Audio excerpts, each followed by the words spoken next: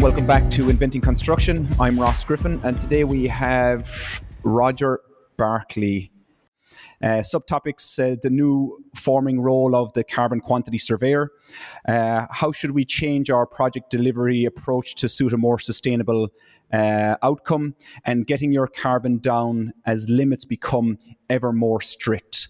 And myself and Roger, we're going to have a general discussion on point 4 here. But welcome on board, Roger. Can you introduce yourself? I am Roger. I work for KOSMOS. I'm a specialist and obviously in sustainability and carbon.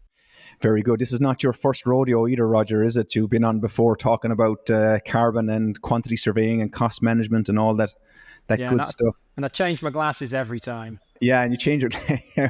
We get lots of people commenting on your glasses. They'll be given out with the fact you're not have your Bono glasses on today, but nevertheless, you're going to have to wait till the next time, you know? Keep everybody in suspense. So carbon, as Archie would say, our colleague, and sustainability. It's everywhere. Everybody's talking about it. But I guess we come at carbon from a different perspective of that quantity surveyor viewpoint. Us being specialists in quantum, specialists in cost, change management, etc., we're also putting our hand up and saying, look, we'll take control of the carbon aspect for you to our clients, and then work very closely with the design teams in order to be able to deliver carbon and kind of procure carbon from the contractor and supply chain, etc. But this new Carbon QS, can you explain that a little bit to us for our listeners out there, and of course anybody that's interested in this new forming role? We kind of touched on it lightly last time, I think, in one of the previous ones. It's mainly because it's just a natural fit for quantity surveyors to do it. To start off with, probably the most useful structure that exists in the whole of the kind of carbon sphere is the whole life carbon template, because it follows pretty much the same format that a traditional quantity surveyor is used for. We follow the same order of building parts, and we follow the same life cycle stages as you would follow for whole life cost. So section A is the equivalent of your CapEx, section B is the equivalent of your OpEx, your section C is demolition, and D is one of these bolt-ons on the end that will evolve and become more important the closer we get to 2030, because it's like a pot where you can stick these things like offsets and those circular economy and all those kind of things. And they will definitely become more prevalent in the future. I'd imagine the circularity aspect will, as sustainability progresses towards biodiversity and circularity, it's the inevitable evolution of it. I would think. But the whole life calculation, whole life standards, they come from the RICS. Is that right? The Royal Institute of Chartered Surveyors. Yeah, they do have a framework there, and like I say, it parallels life cycle costs, so it is quite a natural fit for us. And it's the best tool that's out there at the moment, because there's a lot of ideas, a lot of aspirations, people championing different ideas, different models, but they only tend to cover specific parts of the whole life. So for example, if you think of people might have heard of CREM. There's 7 stages in the section B, but CREM technically only cares about 2 of them. So it's not like CREM looks at the entire of section B. Yeah, and when we talk about doing LCA calculations in a country like Denmark, or in any country, virtually almost every country uniformly leaves out certain life cycle stages. And it is inevitable that sooner or later those stages will have to be added in. It's just some people leave them out because they think they're currently too small an impact, or it's too difficult to calculate it, so they just leave it out for now. So I guess what we're looking at is the low-hanging fruit when we are calculating carbon, which is why some of these smaller components aren't really looked at the moment. But the inevitability of that also is that we will begin to calculate whole life carbon in its fullest sense in the future, when we become more efficient at greenifying the volumetric components within the within the building. That's what I expect anyway, at least. Yeah, because the story historically has been the starting point was what we would call B6 operational energy.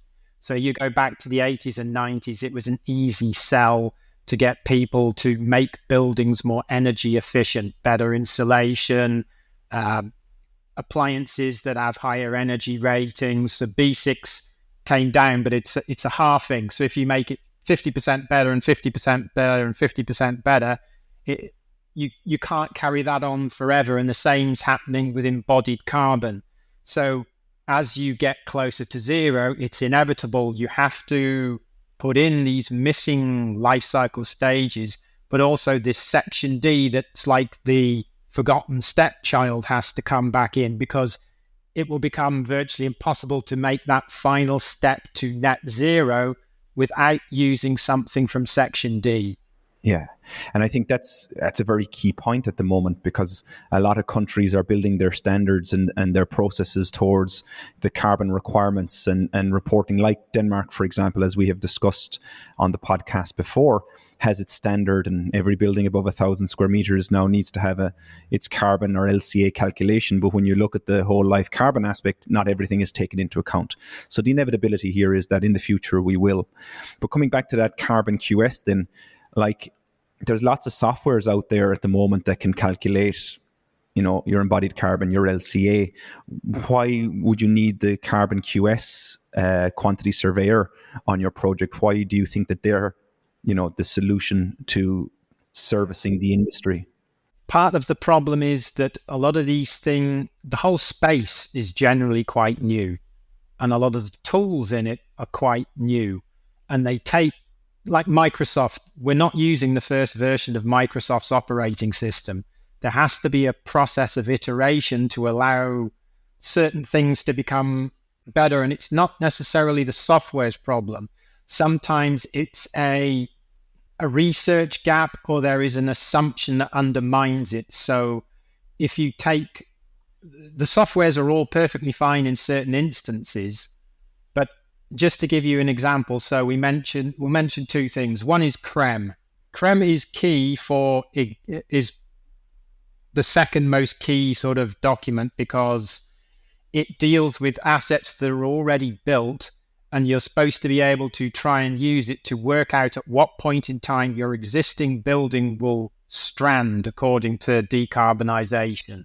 So even something that is being built today at today's standards is not necessarily future-proofed.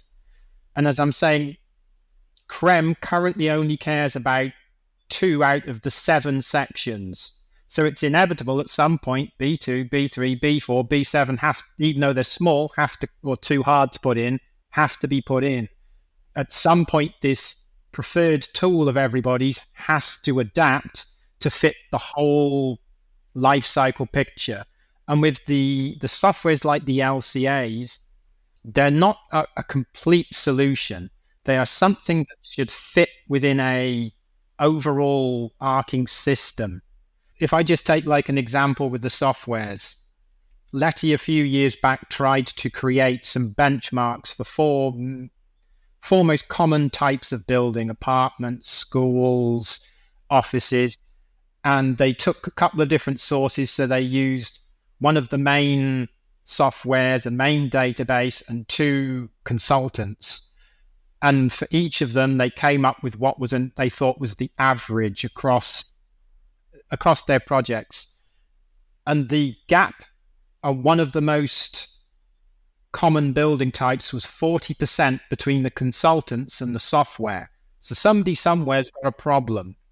And another problem with the software is some of them have information biases, because they're built on EPD certificates, and it's obviously people who have green products will produce EPDs. People who have really bad products aren't going to produce EPDs.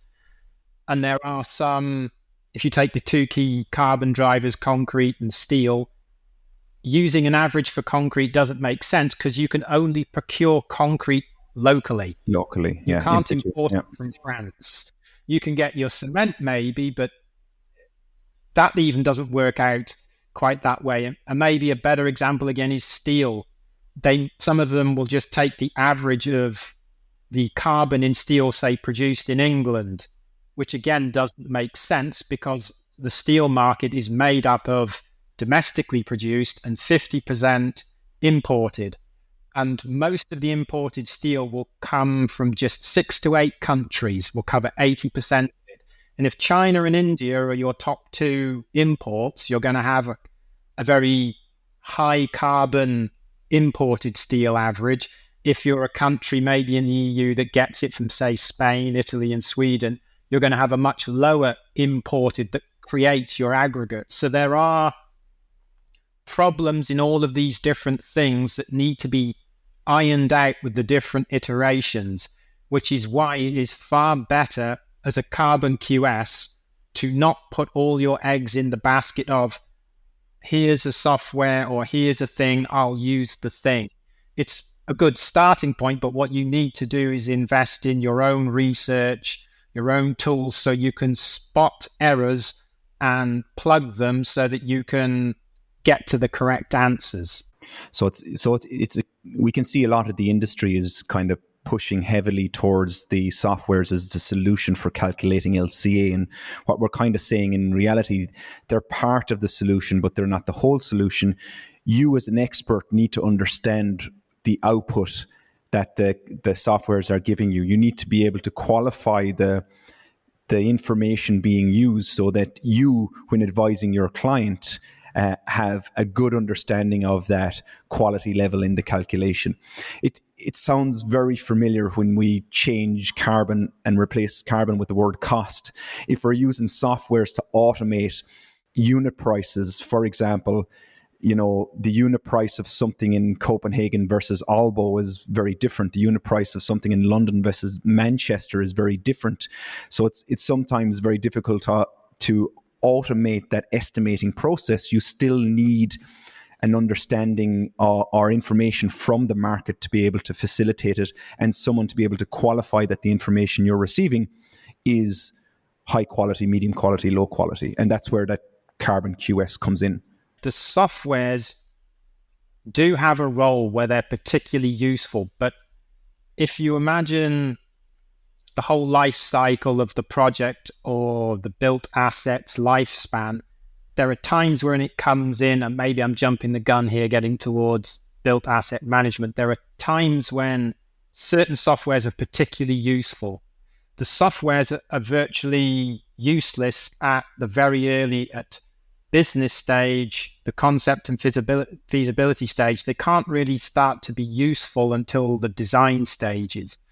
One of the things, again, that we've noticed there that's quite interesting, if you look at Sweco's database, they actually, in theirs, they were listing what the carbon was for different projects at different stages. So you could have concept feasibility, early design, late design, as-built. And you can see they were jumping sometimes up or down by 20 to 15% in some cases. So you can see that we weren't even looking for that at the time when we were building up our database of databases, if you like. We just these things, when you start to do your research, you suddenly start finding problems you hadn't even realized that were there that you need to account for. Yeah. And that's the qualification of this information, and not just taking it verbatim and using it, but actually understanding what it is that you're using.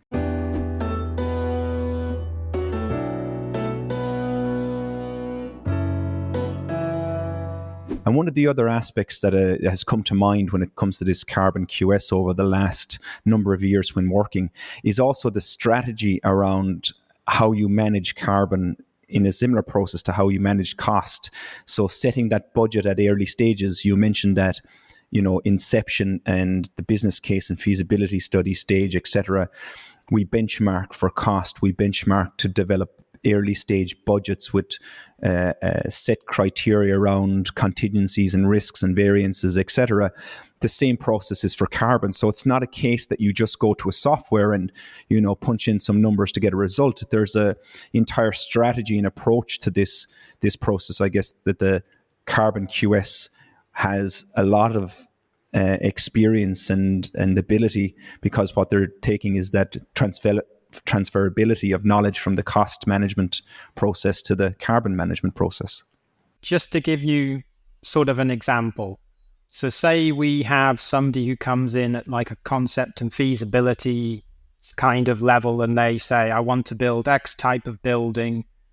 And from a cost perspective, you're using, say, cost per square meter from the most similar buildings. In the same way, we have a carbon database. So for each, just as you can have, like with SPONS, a price range and an average for a type of building, we have carbon data for different types of building as well. So you can see the average school is this, the average apartment is that.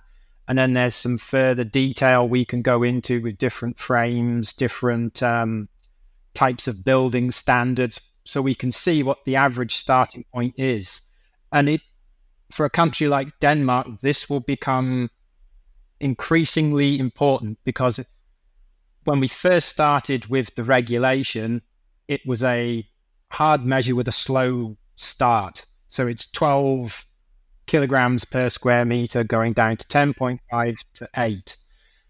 And it was achievable because SBI had calculated the average of buildings, so it was not painful.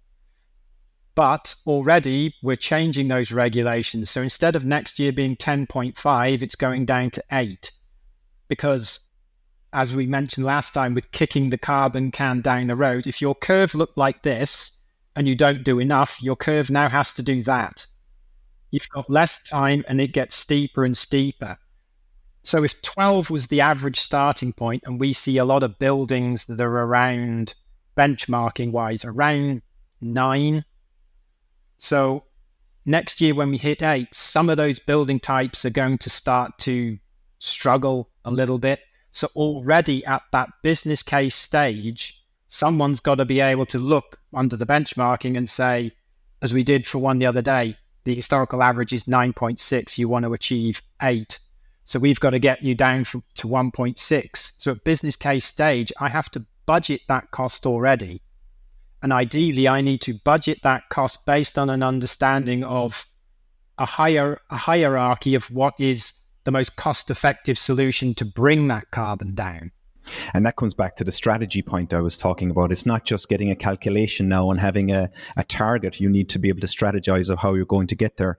And by doing that earlier from a benchmarking perspective and understanding your data source, it means that you become very focused on the areas to reduce that component to carbon. So I think coming back to our main point here is that Carbon QS it's not an estimating role. It's not a software calculation functionality they're providing. It's the strategy of how we get there and making sure that that's implemented very early.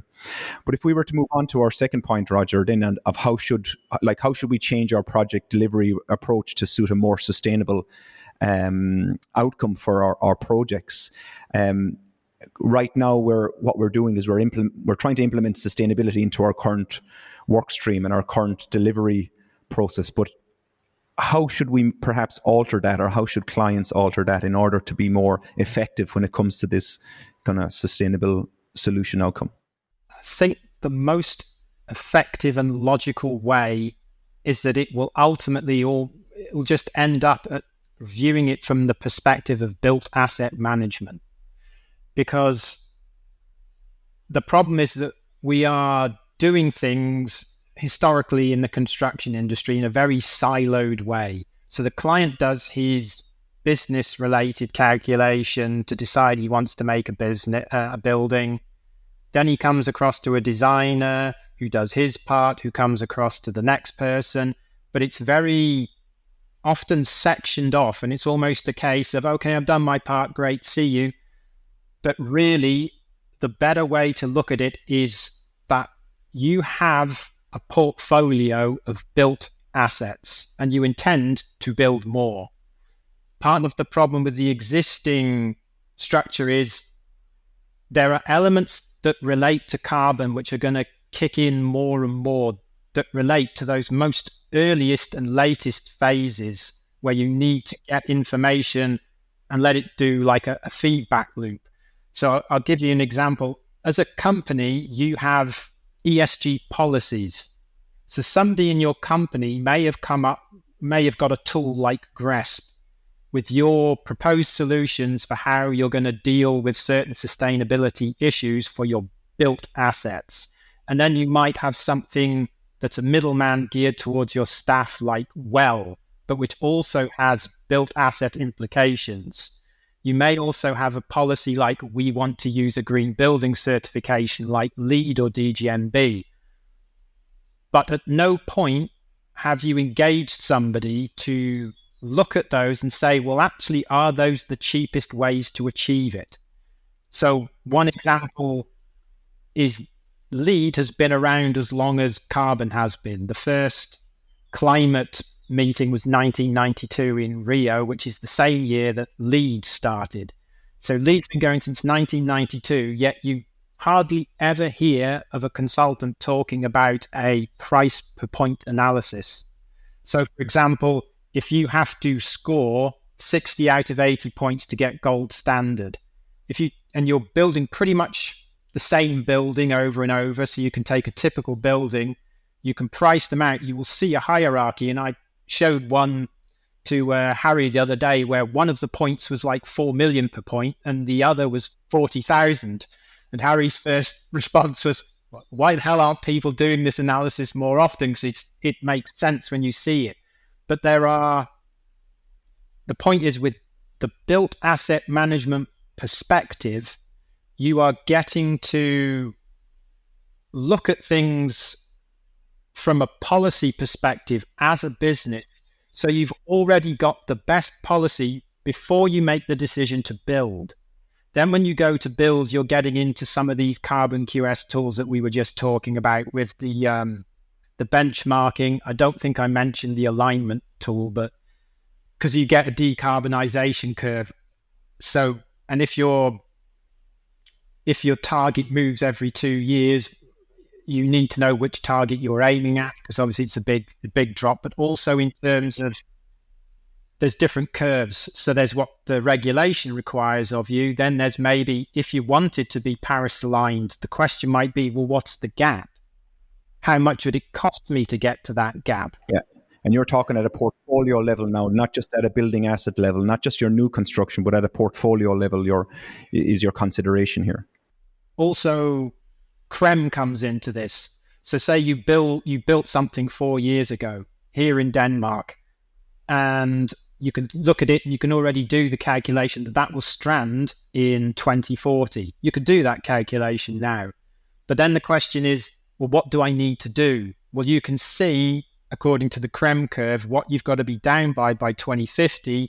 So you can calculate the delta and then look at the cheapest way when you have to refurb. So like we did one the other day where to take one that people understand, like solar panels, you can just say you would need 1,352 solar panels installed sometime around 2040, which at present day cost would be this, or future value at 4% would be that. And that gives in your strategy then for clients to understand the kind of life cycle aspect to the buildings. And we all talk about this whole life cycle costing and life cycle analysis, and combining both of those to understand exactly what needs to happen for your built asset in the future. But that hasn't really been injected into the industry yet. I don't think we're there yet when looking at that kind of whole concept together as a singularity. No, but then GRESP hasn't been around for that long. ESG metrics haven't been around that long. And the pressure is all pushing that one way. And it is, as I say, there's a policy side of things for the business that needs to be helped out. So then the business is far more informed about its built assets because they're yours. They're not the architects, they're not the contractors or the subcontractors, they're your built assets. And then at the far end of the scale, once you get past facilities management, you need to have this little bit of a reporting cycle. So at least you can then get a feedback loop of better quality information. Because if you take this approach, ultimately the client will be one of the most informed people in the room. He already understands the type of asset that he operates. He understands generally speaking, the best ways to get there. So it starts to become a relay race. His policies become like the baton passed on to the architect. The architect then verifies them, which gives you increased security, then proposes his value engineering, which improves the value.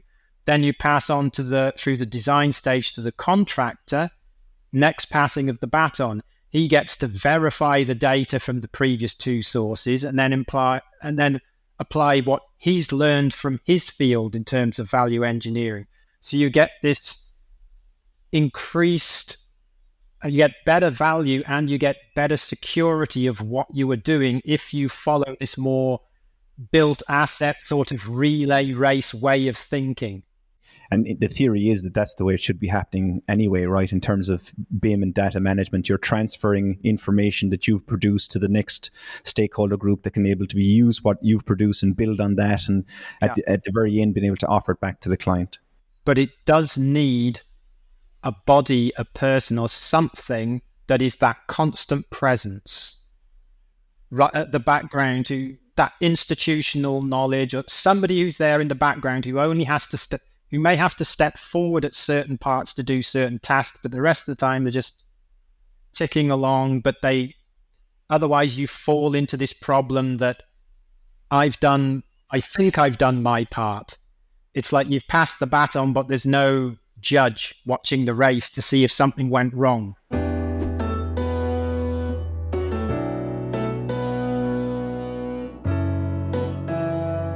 But it sounds like then, Roger, if that's the case, building owners and asset owners have a lot to do in a very short period of time. And as we push downwardly on this race to net zero, kind of what do clients or what do asset owners really need to consider now? Because what we're doing today, if I listen to your message, is not going to be good enough in 3, 5 years, 15 years time. What we're doing today is not, how we calculate isn't going to be good enough. That's going to change when it comes to carbon. So it sounds like there's a much more holistic and connected strategy here around asset management and this push towards zero. A lot of the things that are created are quite singularly focused on individual things or parts of things, but the overall whole life carbon template is the thing people need to have in their mind. And if you understand some of these tools that I'm talking about, imagine just mapping onto it where your current LCA calculator covers in terms of not just life cycle stages, but often the building parts. So for example, a lot of calculators may be very strong on sub and superstructures, pretty good on finishes, but when it gets to installations, very dubious. So if you use that as your map and start plotting what is available, you see the gaps before you even look at the tools to see that there's some faults in the tools that need to be adjusted for.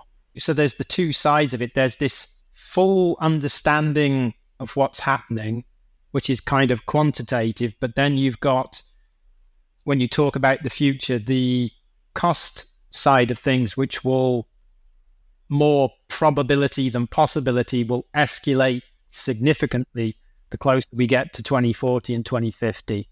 Well, the price of doing more greener business is going to increase because we now need full transparency on the entire supply chain, and that will remove the cheap labor aspect and exploitation aspect, I guess. So costs are only going to go up. But if we get a better quality, better value, better sustainability strategy, then maybe that's just the reality that we need to live with. Will that cost increase will drill down through the entire supply chain from your one-off housing extensions at home right through to major capital projects, do you think? When you look into the future, you can't say beyond so many years what's going to happen. It becomes a case of scenarios and probabilities. But there is, I think I mentioned before, a very high probability now of a carbon crunch. We just don't know when it's going to hit. We just know that certain conditions will trigger it. And once it's triggered, the supply and demand imbalance will create a skyrocket in the price of green materials. And then on the secondary side of the supply is because more people are jumping in, more countries copying Denmark or bringing in standards, or the people who have standards are trying to drill down closer and closer to zero. It just means that even if you try to expand the supply, it's happening too fast because our mark is moving every 2 years. If I want to build a new factory, that's going to take more than 2 years, maybe 3 years to get it fully up and running. Once I've looked at the business case, I've got it designed, I got planning permission, it's now being built, I put my staff and my machines in, I've started going. That's probably 3 years. So you've missed the next 2 year jump. So it's one of those ones where a fire may start and then different things happen that are just pouring paraffin on the flame at different points of time. I think we mentioned in a previous discussion, if the entire industry shifted to timber construction, we'd be under serious pressure because the supply couldn't possibly keep it up with that type of demand. So it's not possible for us to do that as a global-wide industry. And this is why I say it's important that you shouldn't just rely on tools, that you should be doing your own research, because a lot of people are just defaulting to the same standard solutions. I'll just use timber. I'll use photovoltaic panels, which are nearly always monocrystal. It's the same 2 or 3 things doing the bulk of the heavy lifting. People aren't necessarily looking for what's on the horizon or what the alternatives are. They need to be expanding the range of options, their understanding of it, and their cost understanding, because everything's relative. It's always going to come down to this hierarchy of the most expensive per ton down to the cheapest per ton, and in the middle will be the carbon exchange market, like a watermark, because at some point it won't financially be in your best interest to take these more expensive ones, so you'll buy carbon credits to offset. But even those prices, if they're at 70 euros per ton now, by 2030 they're supposed to be 140, and by 2040 they can be 500 or more. It's going to be a real struggle for our industry to grasp this, because you're talking about periods of time that are quite short, moving to 2030, 2040. 2040 is only, 15 and a half years away. And if we reflect back on the last 15 and a half years, quite a lot has changed, but also at the same time, a lot hasn't. So there's going to be a huge shift in our industry.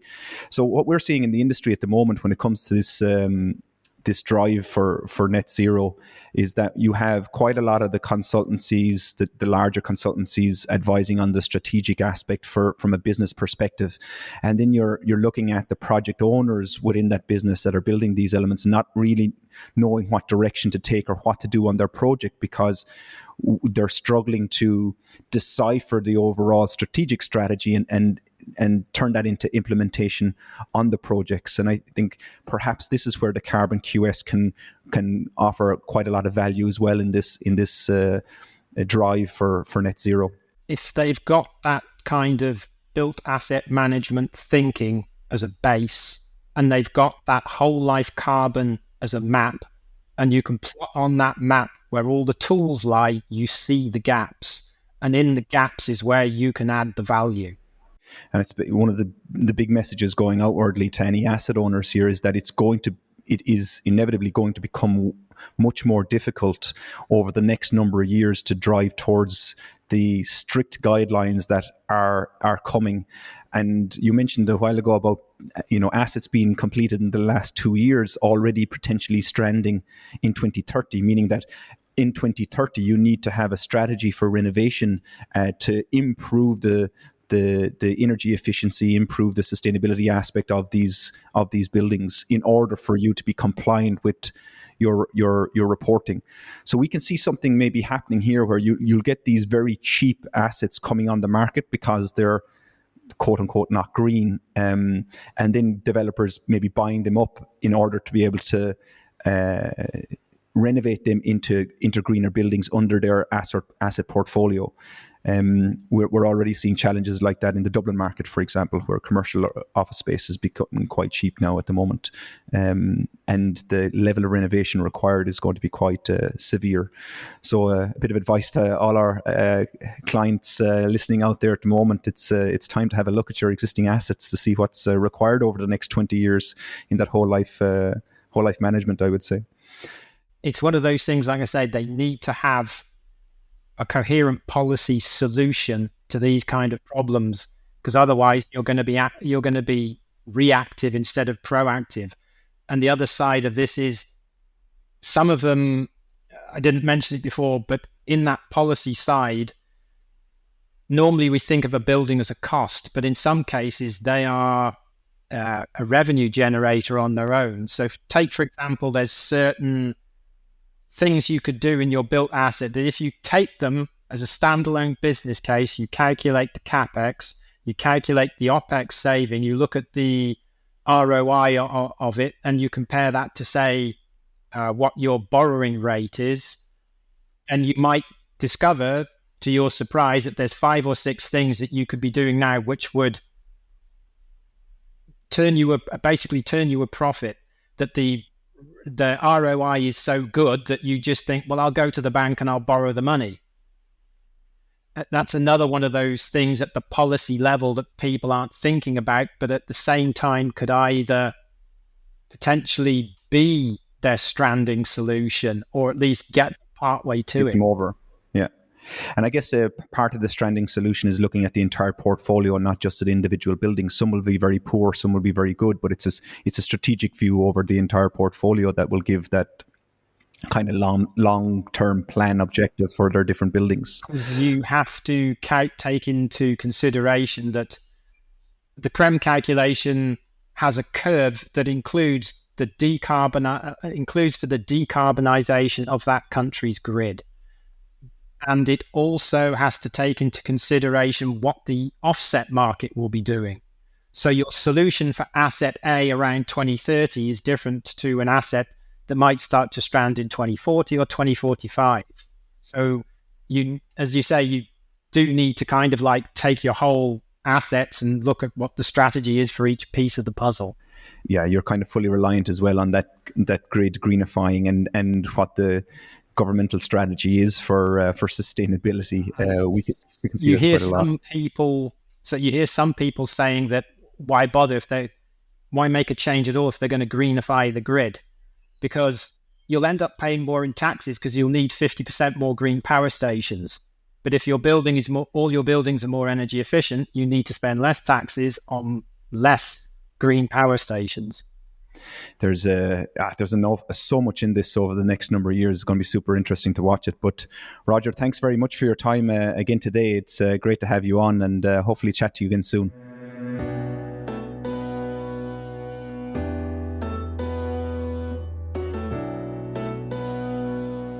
Thanks very much for listening. There's a LinkedIn link below in the show notes.